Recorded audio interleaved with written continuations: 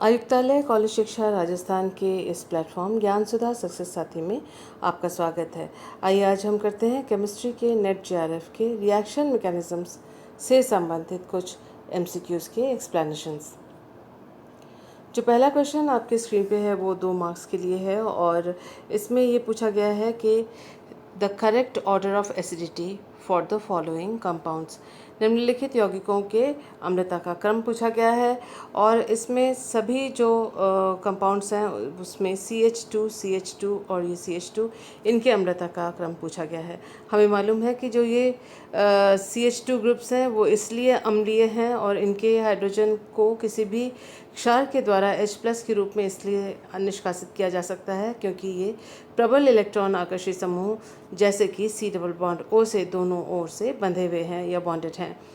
हमें ये मालूम है कि जो ओपन चेन कंपाउंड है उसकी अम्लता जो CH2 की अम्लता होती है वो क्लोज चेन या वलय के जो अम्लीय हाइड्रोजन होते हैं उनकी तुलना में इसकी अम्लता कम होती है। अगर हम इन चारों ऑप्शंस को देखें तो हम पाएंगे कि सिर्फ जो ऑप्शन नंबर 3 है उसके अंदर ही ये दिया हुआ है कि C की अम्लता सबसे कम है, जो कि हमें मालूम है ओपन चेन की वजह से इसकी जो CH2 की अम्लता है वो सबसे कम होगी। आपको एक्स्ट्रा जानकारी के लिए ये बता दूं कि जो क्लोज्ड चेन कंपाउंड्स होते हैं उनकी जो एसिडिटी होती है वो वलय के साइज़ के घटने के साथ साथ रिंग साइज़ घटने के साथ साथ अम्लता बढ़ती जाती है। देखिए, as ring size decreases acidity increases. तो यहाँ पर ये 6 सदस्यीय वलय है, ये 5 सदस्यीय वलय है, तो 5 सदस्यीय वलय यानी B की अम्लता सबसे अधिक होगी, जो कि इस क्रम में यहाँ पर लिखा हुआ है। तो ये कुछ जानकारी है जो कि इसको सपोर्ट करती है इस आंसर को, और आपके लिए एक्स्ट्रा जानकारी थी आगे जो क्वेश्चंस आएंगे इससे रिलेटेड उनको, ताकि आप आसानी से सॉल्व कर सकें। आइए देखते हैं नेक्स्ट क्वेश्चन जो हमारे स्क्रीन पे है वो 2 मार्क्स के लिए है दोबारा, और यहाँ पर पूछा गया है the correct order of bond dissociation energies for indicated CH bond. देखिए, ये CH बंध हमें यहाँ पर दर्शाए गए हैं और इनके बॉन्ड डिसोसिएशन एनर्जी के बारे में हमें क्रम पूछा गया है। इनमें से चारों में से कौन सा सही है। हमें ये मालूम है कि greater the S character greater is the bond dissociation energy. S का प्रतिशत जितना अधिक होगा, S प्रतिशत जितना अधिक होगा, जो बॉन्ड डिसोसिएशन एनर्जी का मान भी उतना अधिक होगा। ये sp कार्बन है जिसके साथ ये हाइड्रोजन जुड़ा हुआ है, ये sp3 कार्बन है जिसमें 25% S है, और ये sp कार्बन में 50% S है, और ये है sp3 कार्बन जो sp2 कार्बन और जिसका जो S प्रतिशत है वो 33.3% है। तो 33.3% है sp2 का। तो इस हिसाब से हम देख सकते हैं कि जो क्रम होगा ये होगा, क्योंकि C की अम्लता जो है, C की जो बॉन्ड डिसोसिएशन एनर्जी जो है वो सबसे ज़्यादा होगी क्योंकि ये sp है, और जो सबसे कम होगी वो sp3 कार्बन के जो कि B का है, वो सबसे कम बॉन्ड डिसोसिएशन एनर्जी है। तो इसलिए ये जो 4th ऑप्शन है that is the correct answer. आइए देखते हैं हम नेक्स्ट क्वेश्चन जो हमारी स्क्रीन पे है वो भी 2 मार्क्स के लिए है, ये देख सकते हैं आप, और इसमें पूछा गया है major product formed in the dinitration of bromotoluene. ये रहा 4-ब्रोमोटोलुइन हमारे पास, और इसका डाइनाइट्रेशन यानी 2 बार नाइट्रेशन करेंगे। ये +I प्रभाव वाला मिथाइल ग्रुप है, और ये भी जो है इलेक्ट्रॉन विड्रॉइंग ग्रुप है, Br ब्रोमो ग्रुप है, ये इलेक्ट्रॉन दाता समूह है मिथाइल ग्रुप, और ये दोनों ही जो ग्रुप हैं वो ऑर्थो पैरा डायरेक्टिंग समूह हैं।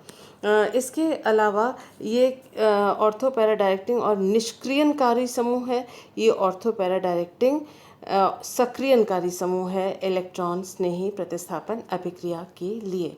हमें डाइनाइट्रेशन के बारे में पूछा गया है। डाइनाइट्रेशन करेंगे तो ये सक्रियणकारी समूह है, तो इसलिए इसका ऑर्थो पैरा प्रभाव चलेगा। पैरा पोजीशन क्योंकि ब्लॉक्ड है तो ऑर्थो पोजीशन पर आके NO2 नाइट्रेशन का पहला समूह जो है वो आके यहाँ पर जुड़ेगा। अब पूछा है डाइनाइट्रेशन के बारे में। सेकंड नाइट्रेशन जब हम इसका करेंगे, दूसरा NO2 ग्रुप जब आएगा, जो कि एक इलेक्ट्रॉन स्नेही प्रतिस्थापन अभिक्रिया है, इलेक्ट्रोफाइल का आक्रमण होगा। हमें ये मालूम है कि ये दोनों समूह पास पास होने की वजह से जो मिथाइल ग्रुप है वो समतल अवस्था में पूरे रिंग के साथ नहीं रह पाएगा, और इसी वजह से जो है इसका प्लस आई इफेक्ट अब ओरिएंटेशन के लिए या दृष्टिकारी प्रभाव के लिए काम नहीं आएगा, क्योंकि ये प्लस आई प्रभाव आसानी से ये दर्शा नहीं पाएगा, क्योंकि बाकी जो मॉलिक्यूल है उसके साथ एक तल पर त्रिविम बाधा के कारण, जगह की कमी के कारण यह एक तल में रह नहीं पाएगा। हम देख रहे हैं कि इस वक्त ब्रोमो ग्रुप है जो अपना दृष्टिकारी प्रभाव प्रदर्शित कर सकता है, जो कि ऑर्थोपैरा और डीएक्टिवेटिंग या निष्क्रियणकारी समूह है, और ये है नाइट्रो ग्रुप जो कि मेटा डायरेक्टिंग है और निष्क्रियणकारी है। अब देखिए यहाँ लगता है ऑर्थो इफेक्ट। ऑर्थो इफेक्ट का मतलब है कि when a meta directing group is meta to the ortho para directing group. ये मेटा डायरेक्टिंग ग्रुप है, ऑर्थो पैरा डायरेक्टिंग ग्रुप के मेटा पोजीशन पे है, तो आने वाला जो नया इलेक्ट्रॉन स्नेही है वह जो मेटा ग्रुप है उसके ऑर्थो पोजीशन पे लगेगा। देखिए मेटा ग्रुप के ऑर्थो पोजीशन ये भी हो सकता है और ये भी हो सकता है, लेकिन यहाँ तो ऑलरेडी मिथाइल ग्रुप है, इसीलिए बचता है सिर्फ ये। तो आने वाला जो इलेक्ट्रॉन स्नेही NO2 ग्रुप है वो इसी पोजीशन पे लग सकता है, जो कि ये वाला पोजीशन है, और कोई इसके पास दूसरा ऑप्शन नहीं है।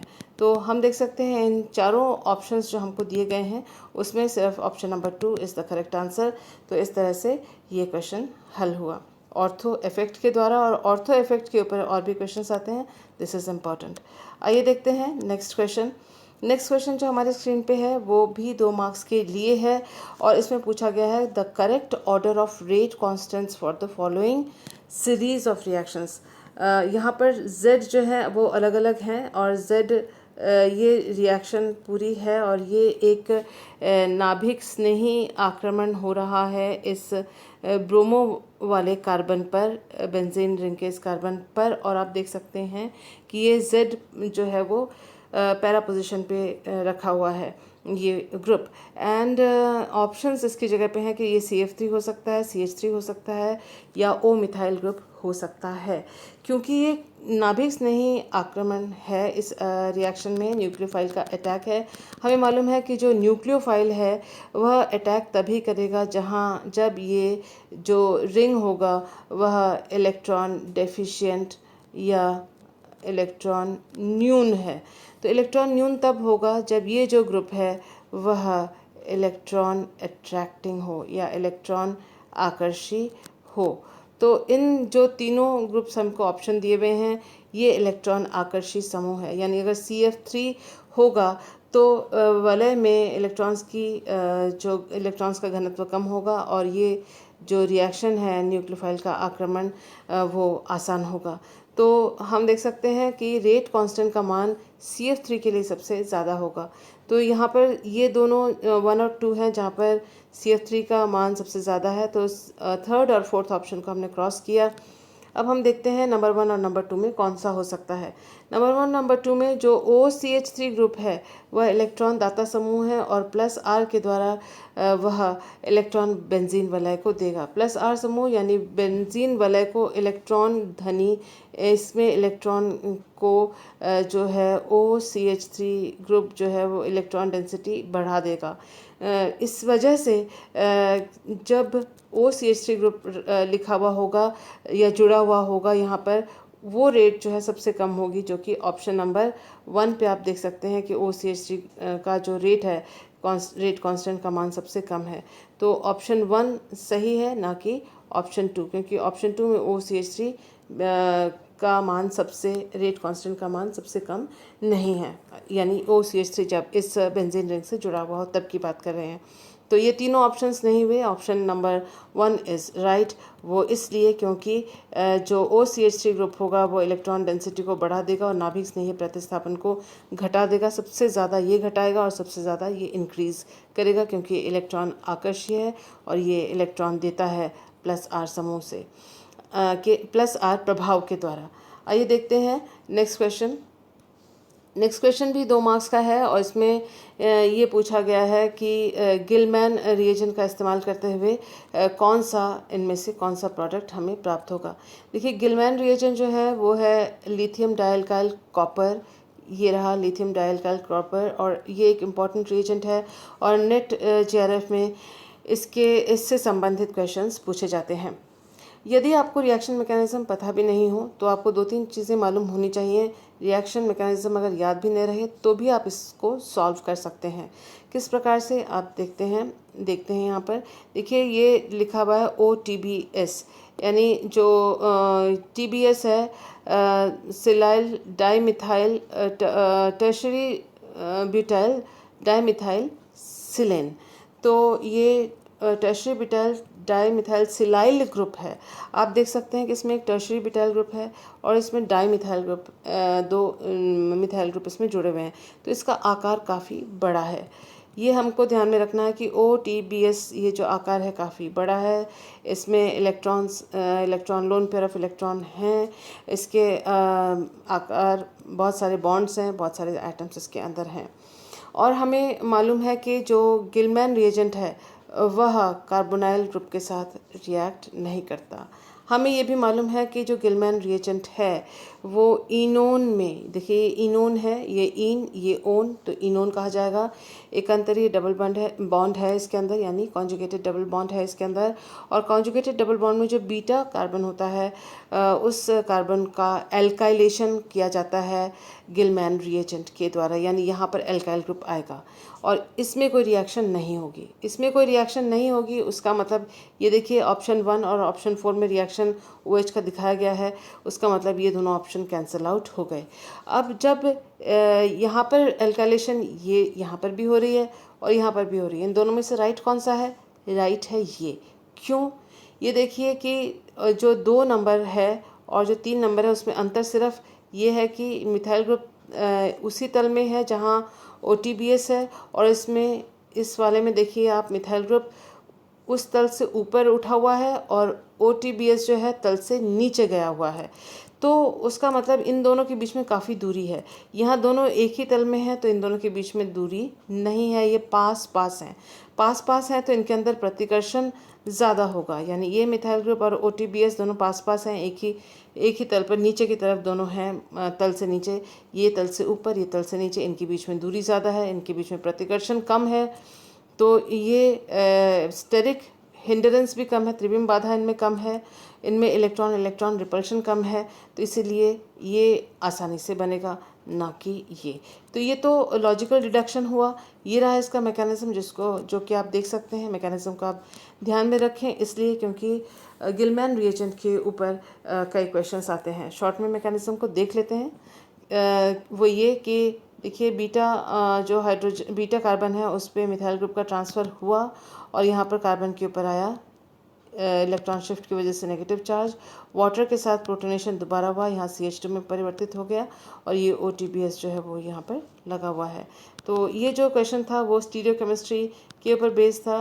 जो अटैकिंग एजेंट होगा वो भी नीचे की तरफ से इसलिए आक्रमण नहीं कर पाएगा कि नीचे ये डॉटेड लाइन जो तल के नीचे है, तो नीचे की तरफ से इसलिए अटैक नहीं कर पाएगा गिलमैन रिएजेंट, क्योंकि इसका भी आकार बड़ा है, इसका भी आकार बड़ा है, तो आपस में ये रिपेल करेंगे। सो स्टीरियोकेमिस्ट्री के नज़रिए से ये वाला जो क्वेश्चन है आप आसानी से हल कर सकते हैं। आइए देखते हैं नेक्स्ट क्वेश्चन जो हमारे स्क्रीन पे है, 2 मार्क्स के लिए है और ये जो रिएक्शन है वो जिंक और कॉपर युग्म या कपल के द्वारा और CH2I2 के द्वारा ये रिएक्शन हो रही है। और इन रिएजेंट को देखते ही हमें मालूम होना चाहिए कि सिमन स्मिथ प्रोसीजर इसमें अप्लाई हो रहा है। सिमन स्मिथ जो प्रोसीजर है वो नेट जेआरएफ में काफ़ी पूछा जाता है, तो ये एक इम्पॉर्टेंट प्रोसीजर है। इसमें हमें जो बातें याद रखनी है कि इसमें कोई कार्बाइन इंटरमीडिएट काम नहीं आता, इसमें कोई साइड प्रोडक्ट नहीं बनता, ये पेरिसाइक्लिक रिएक्शन मैकेनिज्म या कंसर्टेड मैकेनिज्म रिएक्शन मैकेनिज्म है, और ये स्टीरियो स्पेसिफिक सिन एडिशन है। सिन एडिशन का मतलब है दोनों ही जो डबल बॉन्ड के साथ जो एडिशन होगा एक ही दिशा से एक ही साथ इकट्ठे पेरिसाइक्लिक रिएक्शन माध्यम से दोनों बॉन्ड इकट्ठे बनेंगे एक ही साइड से। कॉपर जिंक कपल जो होता है IZnCH2I एक CuI कपल बनाता है, और वो CH2I बनाता है दरअसल, और ये रहा ये कपल, और ये जो है डबल बॉन्ड के साथ ऐड करता है। ये देखिए डबल बॉन्ड, उसके साथ ये सिन एडिशन हुआ, एक ही दिशा में दोनों बंध CH2 के साथ बने, और बंधों का टूटना, ये बंध टूट रहा है, ये बंध बन रहा है, ये बंध बन रहा है, ये बंध टूट रहा है, ये बंध बन रहा है, और ये टूट रहा है। तो बंधों का टूटना और बंधों का बनना, ये बॉन्ड टूट रहा है, तो बंधों का बनना और टूटना इकट्ठे हो रहा है एक ही टाइम पे साइमल्टेनियसली, इसलिए इसको पेरिसाइक्लिक रिएक्शन या कंसर्टेड मैकेनिज्म के नाम से जाना जाता है। तो आप देख सकते हैं कि डबल बॉन्ड के साथ ये CH2 जुड़ गया, और एक 3 मेंबर्ड रिंग 3 सदस्यीय वलय का व्युत्पन्न उत्पाद के रूप में प्राप्त होता है। तो हम यहाँ देख रहे हैं ये हमारा सबस्ट्रेट है, यहाँ पर ये एक डबल बॉन्ड है, यहाँ ये डबल बॉन्ड है, इन दोनों डबल बॉन्ड में से किसी एक के साथ सिमन स्मिथ प्रोसीजर के द्वारा 3 सदस्यीय वलय व्युत्पन्न का उत्पाद हमें प्राप्त होगा। यहाँ इसलिए नहीं बन सकता क्योंकि यहाँ पर ऑलरेडी एक बड़ा ग्रुप है, और ये जो है आकर यहाँ पर रिएजेंट ये भी बहुत छोटा तो नहीं है, तो ये अगर पास यहाँ से अटैक करने लगे तो इसमें त्रिविम बाधा होगी, रिपल्शंस होंगे, तो ये प्रोडक्ट नहीं बन पाएगा। इसमें यहाँ दिखाया गया सी डबल बॉन्ड ओ है, उसके वो सी डबल बॉन्ड सी में परिवर्तित हो गया, जो कि सिमन स्मिथ रिएक्शन में नहीं होता। यहाँ पर भी सी डबल बॉन्ड ओ के साथ रिएक्शन दिखाई गई है, ये देखिए सी डबल बॉन्ड ओ के साथ रिएक्शन यहाँ पर दिखाई गई है, जो कि सिमन स्मिथ में प्रोसीजर में नहीं होता। और यहाँ पर दिखाया गया है यहाँ पर दिखाया गया सी डबल बॉन्ड सी के साथ यहाँ पर रिएक्शन दिखाया गया है, और यहाँ पर 3 सदस्यीय वलय की संरचना हुई है, जो कि संभव है क्योंकि इसमें त्रिविम बाधा भी सबसे कम है, और सी डबल बॉन्ड सी के साथ ही रिएक्शन है। So this is the correct answer. इसमें आप देखें कि जो डबल बॉन्ड के साथ सिन एडिशन होगा स्टीरियो स्पेसिफिक, और सी डबल बॉन्ड सी में एक CH2 जाके जुड़ जाएगा, और 3 सदस्यीय वलय का निर्माण होगा। बस इतने से नॉलेज के साथ आप इस आंसर को सॉल्व कर सकते थे, पूरे मैकेनिज्म के पता होने की ज़रूरत इसमें नहीं थी। आइए देखते हैं नेक्स्ट क्वेश्चन जो है वो क्रोमेटोग्राफी से ताल्लुक़ रखता है, लेकिन इसमें pKa और pH वैल्यूज़ जो सॉल्यूशन के होते हैं उससे रिलेशन इस क्वेश्चन में है। ये पूछा गया है कि कैटायन एक्सचेंज क्रोमेटोग्राफिक कॉलम में यदि हमने ये 3 एमीन्स A, B और C का इस्तेमाल किया, जिनके pK वैल्यू का मान है 9.8, 10.8 और 10.6, तो उनमें से सबसे पहले इल्यूट होकर कौन सा निकलेगा यदि हमने pH का मान धीरे धीरे 7 से ऊपर बढ़ाते चले गए। तो देखिए हमें ये मालूम होना चाहिए कि ग्रेटर pK वैल्यू और pH वैल्यू, pKa और pH में से जिसका भी वैल्यू ज़्यादा होगा वो प्रोटॉन को एक्सेप्ट करेगा।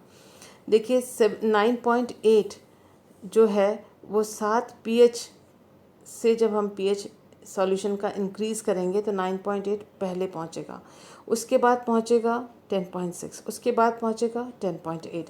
तो जो सबसे छोटा वैल्यू है वो 9.8 है, उस पर जब हम pH बढ़ाएंगे तो 9.8 सबसे पहले पहुंचेगा, और जैसे ही pH का मान 9.8 से ज़्यादा होगा तो जो A यानी कंपाउंड है जिसका कि 9.8 pKa वैल्यू है, तो pKa वैल्यू से pH का मान जैसे ही ज़्यादा होगा तो A जो है वो कैटायन एक्सचेंज क्रोमेटोग्राफी का जो सॉलिड स्टेशनरी फेज़ है उससे जाके अटैच हो जाएगा।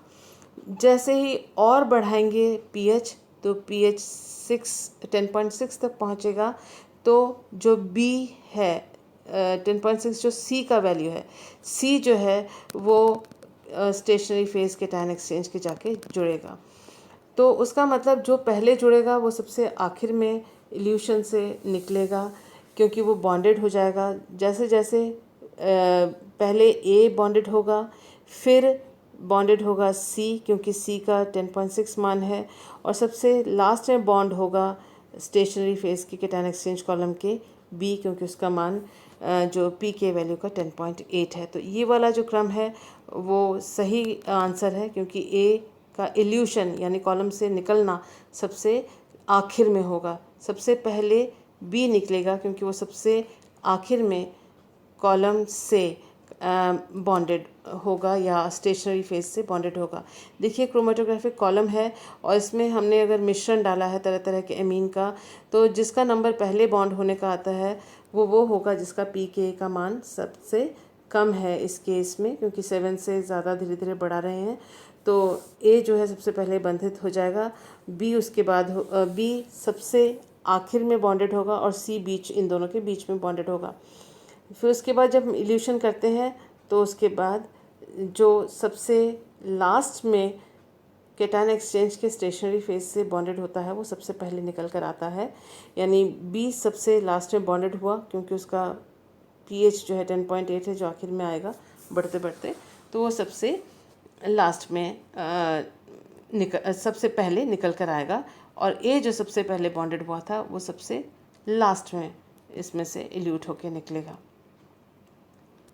आइए देखते हैं नेक्स्ट क्वेश्चन। 4 मार्क्स का क्वेश्चन है और ये पूछा गया है कि ये एक एल्काइल लिथियम रिएजेंट दिया हुआ है और एक एल्काइल डाइहैलाइड हमको दिया हुआ है, और ये एरोमेटिक कंपाउंड है जिसके अंदर ये एक इलेक्ट्रॉन रिच जो है साइड चेन इसमें है। तो जब भी एल्काइल लिथियम और इलेक्ट्रॉन रिच एरोमेटिक सिस्टम के साथ इस तरह से ग्रुप बंधा हुआ होता है तो ऑर्थोलिथिएशन होता है। देखिए ऑर्थो यानी एरोमेटिक रिंग के साथ जो ये इलेक्ट्रॉन रिच जो ग्रुप जुड़ा हुआ है उसके ऑर्थो पोजीशन का जो हाइड्रोजन होता है वो उसके साथ लिथियम बॉन्डेड हो जाता है। sp2 हाइड्रोजन एसिटिक होता है, इसलिए उसका निष्कासन आसानी से किया जा सकता है, लेकिन जो इलेक्ट्रॉन रिच जो ग्रुप है जो कि यहाँ पर ऑक्सीजन है जिस पे अबंधित इलेक्ट्रॉन युग्म है, वो मदद करता है कि ये हाइड्रोजन किसी तरह आसानी से जो एल्काइल ग्रुप है जो कि यहाँ पर टर्शरी ब्यूटाइल ग्रुप है उसके साथ ऐड होकर निकल आए, और ये जो लिथियम है वो ऑर्थो पोजीशन पे जुड़े। आप ये कह सकते हैं ऑर्थो तो ये भी हुआ, यहाँ पर क्यों नहीं जुड़ेगा, क्योंकि एक तो टर्शरी ब्यूटाइल ग्रुप बहुत बड़ा है तो यहाँ पर आके और ये जो इसमें भी इलेक्ट्रॉन ग्रुप है नॉन बॉन्डेड इलेक्ट्रॉन है, तो यहाँ रिपल्शन ज़्यादा होगी और इजी स्पेस जो है रिएक्शन के लिए इस जगह पे मिलेगा, क्योंकि आसपास यहाँ पर खुला है। तो जो इस ऑर्थो पोजीशन पे लिथियम आके जुड़ जाएगा इसको कहते हैं ऑर्थोलिथिएशन। इम्पॉर्टेंट रिएक्शन है, इसके बारे में कई बार पूछा जाता है। और उसके बाद जो होता है एल्काइल हैलाइड के साथ रिएक्शन होती है, आर एक्स के साथ रिएक्शन होती है और लिथियम जो है एल्काइल ग्रुप के साथ निकल जाता है और जो हैलोजन है लिथियम का पोजीशन ले लेता है। अब हमारे पास यहाँ पर 2 हैलोजन्स हैं, एक तो आयोडो है और एक सीएल है। हमें ये मालूम है कि आयोडो और सीएल में आयोडो की रिएक्टिविटी ज़्यादा है, सीएल की उससे कम है, और जो फ्लोरो है वो रिएक्ट नहीं करता। इस बात को हमें ध्यान में रखना है, इसलिए आपको यहाँ पर लिख कर दिया गया है। और हम देख सकते हैं क्योंकि आयोडो की रिएक्टिविटी ज़्यादा है तो आयोडो यहाँ रह जाएगा और जो लिथियम है वो इस बाकी के ग्रुप के साथ यहाँ से निष्कासित हो जाएगा। तो ऑर्थो पोजीशन पे जाकर आयोडो लगेगा। ये जो हमारे पास 3 ऑप्शंस हैं इसमें देखिए क्लोरो को रिएक्टिविटी बताई गई है। यहाँ ऑप्शन देखते ही हमें ये मालूम होना चाहिए क्लोरो यहाँ पर नहीं आएगा, यहाँ पर भी नहीं आएगा। और दूसरी बात ये है क्योंकि लिथियम जो है ऑर्थो पोजीशन पे जुड़ता है तो ये ऑर्थो पर ही जो है आके आयोडो ग्रुप जोड़ेगा, ना कि इस वाले ऑर्थो पे, क्योंकि इलेक्ट्रॉन जो डोनेटिंग ग्रुप है वो ये रहा उसका ऑर्थो हाइड्रोजन, ये तो उसका पैरा हाइड्रोजन हुआ जो कि नहीं हो सकता। So this is the correct answer for this question. आइए देखते हैं नेक्स्ट क्वेश्चन जो कि फिर दोबारा 4 मार्क्स का क्वेश्चन होगा, हमारे स्क्रीन पे है ये। और हम देख सकते हैं कि यहाँ पर एक कोबाल्ट का ऑर्गेनिक कंपाउंड है, ऑर्गेनो कोबाल्ट कंपाउंड है, और वो डबल बॉन्ड के साथ कैसे रिएक्ट करता है। यहाँ पर ये दोनों कंपाउंड्स साइड प्रोडक्ट के रूप में मिलेंगे। जो यहाँ छुप गया है वो है प्लस ए, और ए हमसे पूछा गया है कि ए क्या है, मतलब एक प्रोडक्ट ये दिया गया है, एक प्रोडक्ट ये दिया गया है, और तीसरा ये पूछा गया था जो कि यहाँ पर स्लाइड बनाते वक्त ये ट्रांसफ़र होते वक्त ये छुप गया है। तो ये जो ए पूछा गया, व्हाट इज़ ए क्या ये है, ये है, ये है या ये है, ये चार ऑप्शंस हमें दिए गए हैं। तो हमें ये ध्यान में रखना है कि इसमें जो सबसे पहले लीगल डिस्प्लेसमेंट रिएक्शन होगा, यानी ये PMe3 जो P है वो निकल के यहाँ से चला जाएगा, तो और C डबल बॉन्ड से जुड़ जाएगा। ये देखिए CH2 के साथ कोबाल्ट ने अपना बॉन्ड बनाया और पहला लीगल डिस्प्लेसमेंट हो गया। देन 1,2 माइग्रेशन, यानी ये जो CD3 है जो कोबाल्ट के साथ जुड़ा हुआ एक एल्काइल ग्रुप है, वो इस कार्बन के साथ जुड़ जाएगा और इसको 1,2 माइग्रेशन कहते हैं। और ये जो 1 है वो कोबाल्ट के साथ ये वाला कार्बन बॉन्ड बना लेगा। आप देख सकते हैं कोबाल्ट के बाद CH2 ये रहा, कोबाल्ट के बाद ये CH2, और उसके साथ ये वाला CH2 यहाँ लिखा हुआ है।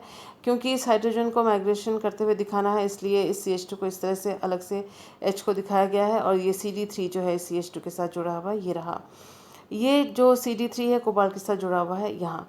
इसके बाद होगा बीटा एलिमिनेशन। ये जो हाइड्रोजन है, बीटा हाइड्रोजन, वो कोबाल्ट के साथ जाकर जुड़ जाता है। कोबाल्ट और कार्बन का जो बॉन्ड है वो टूट कर उसके बॉन्ड के इलेक्ट्रॉन इन दोनों के बीच में आ जाते हैं। यानी यहाँ CH2 और CH के बीच में बॉन्ड बना ये रहा, और ये कोबाल्ट और CH2 के बीच का बॉन्ड क्योंकि शिफ्ट हो गया तो ये बॉन्ड पूरी तरह से टूट गया। ये हिस्सा टूटकर अलग निकल आया जो कि ये रहा। तो वो ये है। इस रिएक्शन को आइए पूरा करते हैं। जो बाकी यहाँ पर हाइड्रोजन इसके साथ जुड़ जाने के बाद ये हमको एक मॉइटी मिलता है, ये एक स्पीशीज़ मिलती है जो कि रिडक्टिव एलिमिनेशन के बाद ये जो दोनों ग्रुप हैं वो बॉन्ड्स टूट जाते हैं, और हम देख सकते हैं कि हमें इस तरह से ये प्रोडक्ट यहाँ पर CD3H जो कि यहाँ दिख रहा था वो मिला। तो जो हमारा आंसर है वो थर्ड ऑप्शन है जो कि यहाँ पर बनते हुए हमें दिखा है। तो एल्काइल जो ये कोबाल्ट का जो रिएक्शन है, this was also an important organo cobalt जो रिएजेंट है उसका एक इम्पॉर्टेंट रिएक्शन था। आइए देखते हैं नेक्स्ट क्वेश्चन। नेक्स्ट क्वेश्चन भी बड़ा इंटरेस्टिंग क्वेश्चन है। ये देखिए, ये नेबरिंग ग्रुप पार्टिसिपेशन के ऊपर रिएक्शन है, और इसमें पूछा गया है एक ये सबस्ट्रेट दिया है, एक ये सबस्ट्रेट दिया है, और ए से के सामने C लिखा हुआ है और B के सामने D लिखा हुआ है, और ये पूछा है कि कौन से ऑप्शंस हैं, क्या A C देगा, B D देगा, या फिर ये आपस में ऐसे देंगे, या किस तरह से A जो है वो दोनों देगा। ये काफ़ी सारे रिएक्शन ऑप्शंस दिए हुए हैं, और इसमें जो नेबरिंग ग्रुप का जो इंटरेस्टिंग एग्जांपल वो है, हमें देखते ही पता पड़ जाना चाहिए। देखिए, सल्फोनिक एसिड का एस्टर है ये, और उससे 5वें कार्बन की दूरी पर जो है ऑक्सीजन जो कि इलेक्ट्रॉन पेयर जिसके पास नॉन बॉन्डेड इलेक्ट्रॉन पेयर है और जो नेबरिंग ग्रुप की तरह कार्य कर सकता है, वो 5 सदस्यीय मध्यवर्ती यौगिक बनाएगा। आप अगर नंबरिंग करना शुरू करें, इस वाले कंपाउंड को मैंने यहाँ लिखा हुआ है और इस वाले कंपाउंड को यहाँ लिखा हुआ है, और ऑक्सीजन से अगर नंबरिंग करते हुए शुरू करें, देखिए जैसे यहाँ पर 1 2 3 4 5 लिखा हुआ है, इसी तरह से यहाँ से 1 2 3 4 5 यहाँ लिखा हुआ है। तो आप देखें कि 5 सदस्यीय वाले दोनों के केस में ही इस प्रकार का बनता है जो कॉमन मध्यवर्ती है। अगर ये यहाँ पर अटैक करे और इस CO बॉन्ड को तोड़े, इसी तरह से ये ऑक्सीजन इस कार्बन पर अटैक कर रहा है और CA बॉन्ड ये टूट कर जाता है, तो ये मध्यवर्ती दोनों ही केस में मिलता है। इस मध्यवर्ती में वाटर का अटैक है, देखिए, और वाटर अगर यहाँ से आक्रमण करता है तो ये वाला बॉन्ड टूटेगा और ये प्रोडक्ट हमें प्राप्त होगा। उसी तरह से अगर वाटर का अटैक यहाँ पर होगा तो ये वाला बॉन्ड टूटेगा और हमें ये प्रोडक्ट प्राप्त होगा। देखिए, लाल रंग से जो ये इलेक्ट्रॉन का डिस्प्लेसमेंट दिखाया गया है, उसमें ये वाला प्रोडक्ट है, और जो ब्लू कलर से दिखाया गया है वो ये वाला प्रोडक्ट है। आप अगर ध्यान से देखें, ये दोनों प्रोडक्ट्स जो हैं वो ये और ये प्रोडक्ट हैं, ये प्रोडक्ट हैं, और आप देख सकते हैं कि दोनों ए और बी दोनों ही इन दोनों उत्पादों को, यानी इन दोनों उत्पादों को बनाने की बराबर बराबर संभावना है। तो ये जो ऑप्शन 3 है, जो यहाँ पर येलो से दिखाया गया है, वो इसका करेक्ट आंसर है। और ये बड़ा इंटरेस्टिंग और इजी एग्जाम्पल था 4 मार्क्स के लिए।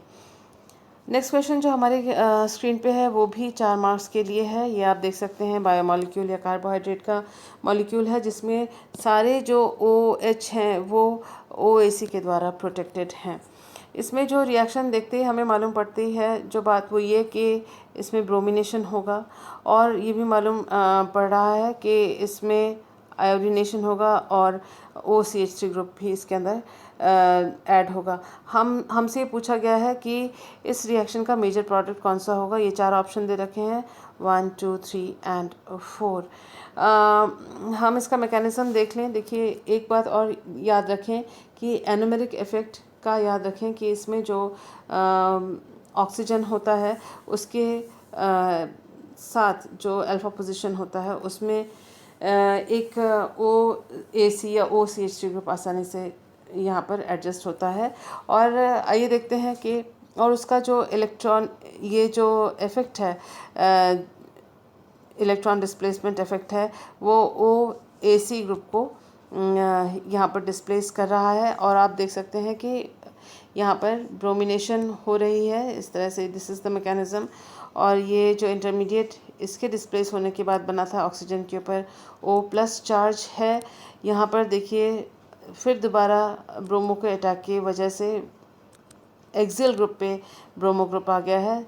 फिर जिंक एसिटिक एसिड के जिंक के वजह से ये ये CBr बॉन्ड टूटा है, बॉन्ड के इलेक्ट्रॉन्स C+C के बीच में इस तरह से शिफ्ट हुए हैं, और इसी तरह से OAC भी निकल कर बाहर आया है। सो एक C+C मिला है। अब ये होता है कि इसमें N आयोडोसक्सिनिमाइड यानी उसके द्वारा आयोडीनेशन हो रहा है, जो कि यहाँ पर दिखाया गया है।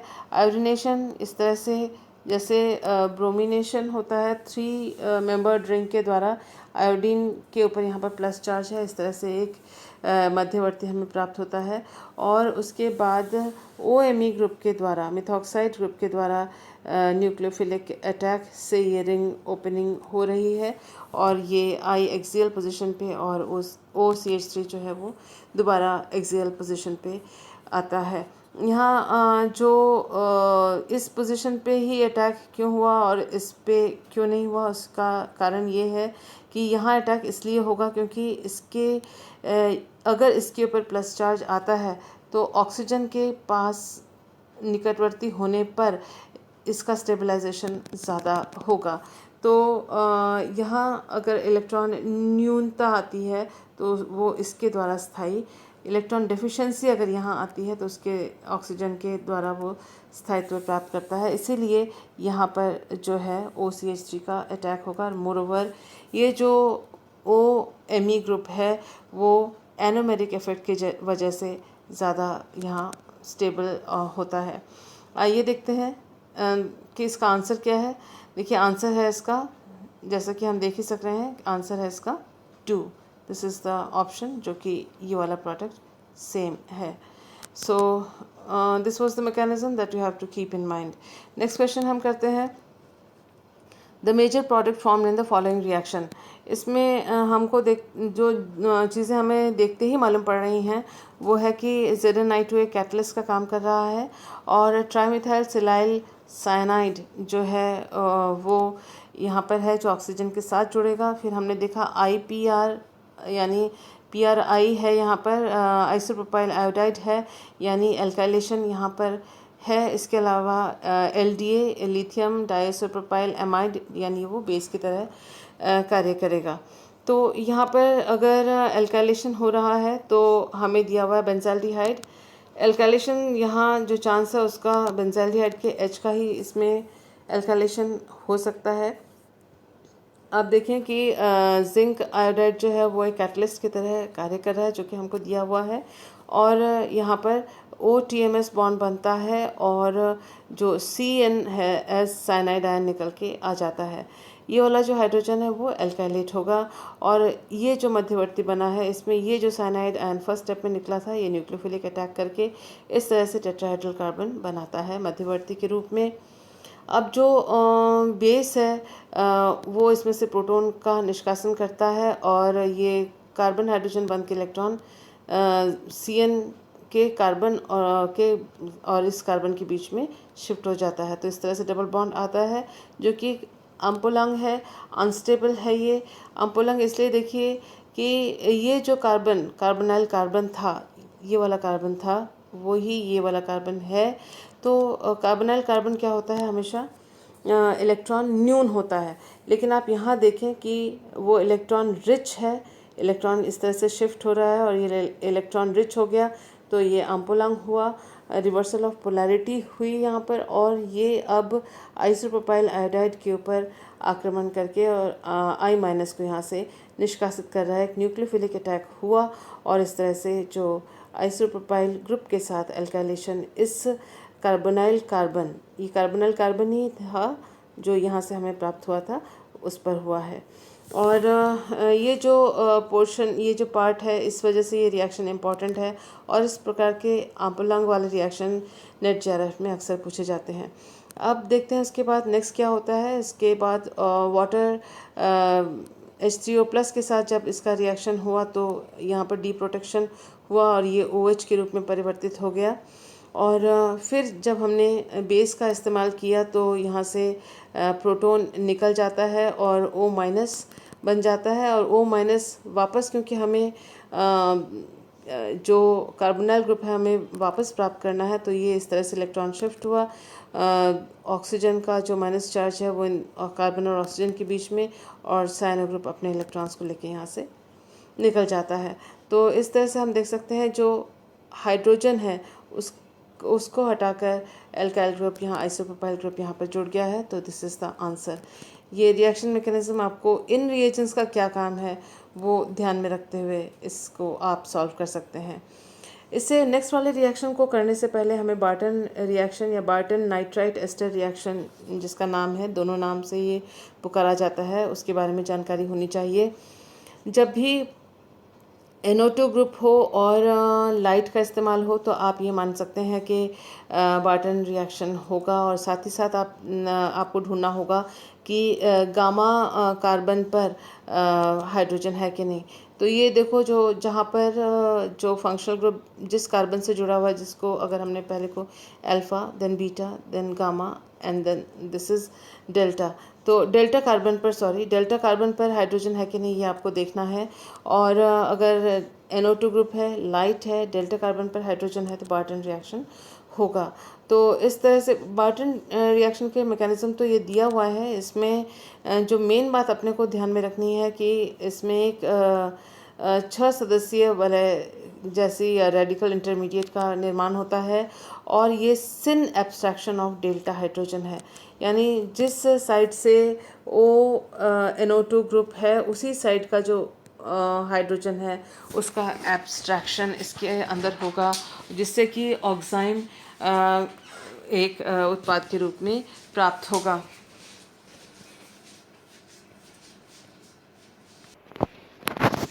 बार्टन नाइट्राइट एस्टर रिएक्शन या बार्टन रिएक्शन को आप वीडियो को पॉज करके भी इसको नोट कर सकते हैं, या आपको इसको याद दिलाने या रिवाइज करने के लिए रिएक्शन मैकेनिज्म यहाँ लिखी गई है।